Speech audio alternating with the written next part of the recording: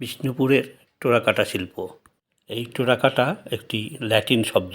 টেরা শব্দের অর্থ মাটি আর কাটা হচ্ছে ড্রাই কোটিং। টেরাকোটাকে একসাথে বলা হয় ড্রাই ক্লে ওয়ার্ক বা পোড়ামাটির ফলক। টেরাকোটা বিষ্ণুপুরের একটি জনপ্রিয় শিল্প। ইতিহাস সেখানে এই শিল্পকে যথাযথ মর্যাদা দিয়েছে। শতাব্দী প্রাচীন এই ইতিহাস ও শিল্পকে নিয়ে আজও বিষ্ণুপুর দাঁড়িয়ে আছে স্বমহিমায়। এই বিষ্ণুপুরের গল্প শুরু হয় খ্রিস্টীয় সপ্তম শতকের শেষ থেকে।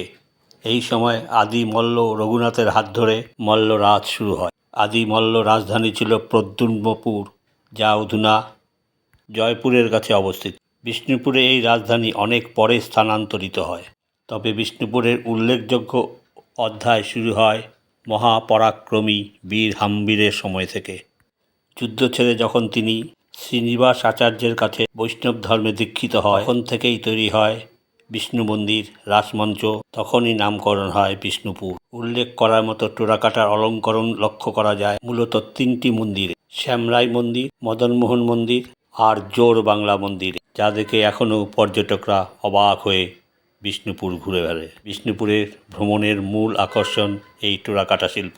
টেরাকোটার ইতিহাস আমি জেনে সবার সাথে শেয়ার করলাম, হয়তো কোনো উপকারে লাগতে পারে এই ভেবে। সবাই ভালো থাকবেন, সুস্থ থাকবেন, নমস্কার। এই শিল্পকে বেস করেই বিষ্ণুপুরের অনেক লোকের রোজগার।